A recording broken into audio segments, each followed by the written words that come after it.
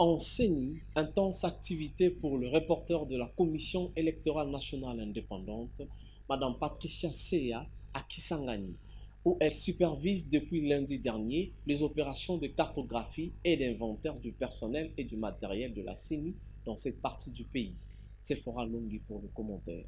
Tout a commencé par la rencontre avec le personnel du secrétariat exécutif provincial sous une pluie fine qui s'est abattue toute la journée sur la ville d'Oyomèze. Des échanges constructifs, mais aussi des conseils aux agents et cadres de la Tchopo. Plusieurs propositions ont été faites aux rapporteurs dans l'unique but d'améliorer la qualité du travail dans cette province, géographiquement la plus grande du pays, après le déménagement. Madame Patricia s'est ensuite rendue à l'Assemblée provinciale où elle a conversé avec le bureau des sujets des dispositions à prendre lors des élections du gouverneur et vice-gouverneur le 6 mai prochain. Toutes les préoccupations des membres du bureau ont trouvé réponse à leur grande satisfaction. Pendant ces temps, les candidats gouverneurs et vice-gouverneurs attendaient le porte-parole de la CENI au siège du secrétariat exécutif provincial, nonobstant la pluie. Ici, Mme Patricia a rappelé aux 12 candidats le code des bonnes conduites, l'éthique de nécessité d'ouvrage pour une élection paisible. Plusieurs autres activités sont prévues pour ces mercredis, notamment les cadres des concertations avec les forces vives, mais aussi la visite des salles de formation,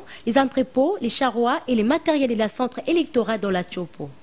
Dans ce même chapitre, une délégation de mouvements associatifs Rien sans les femmes, conduit par Fifi Baka, le porte-parole national, qui accompagne 15 membres de cette association, a échangé avec le président de la CENI, Denis Kadima Kazadi, le 26 avril 2022. Sephora Longi pour le commentaire. Les membres de cette organisation qui milite en faveur de la représentation égalitaire hommes-femmes dans les instances décisionnelles à tous les niveaux de la RDC ont fait les déplacements au siège de la CENI pour exprimer leurs préoccupations contenues dans un argumentaire qu'elles ont remis au président Denis Kadima Kazadi.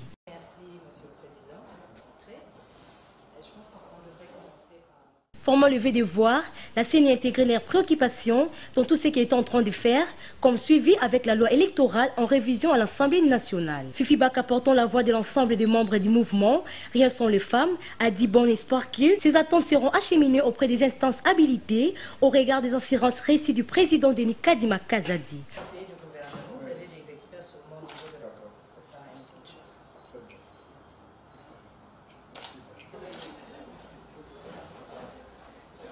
Voulant marquer particulièrement cette circonstance pour les raffermissements du rapport entre la CENI et celle des associations, la délégation a consenti à remettre au numéro 1 de la centrale électorale comme trace impinské. Denis Kadima Kazadi a abordé à l'issue des échanges comme ennuyé à la boutonnière en plus d'un drapelet d'un pan frappé aux couleurs de l'association.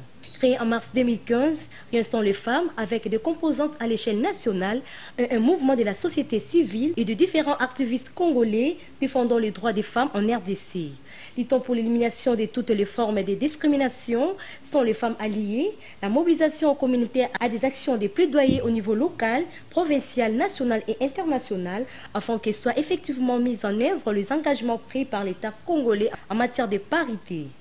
Oui, nous sommes en mission de plaidoyer. Nous sommes venus avec un échantillon des points focaux de Rien sans les femmes venus de différentes provinces pour pouvoir mener notre plaidoyer au niveau de la CENI, qui est l'organe chargé de l'organisation des élections, en faveur d'une plus grande participation des femmes aux prochaines élections.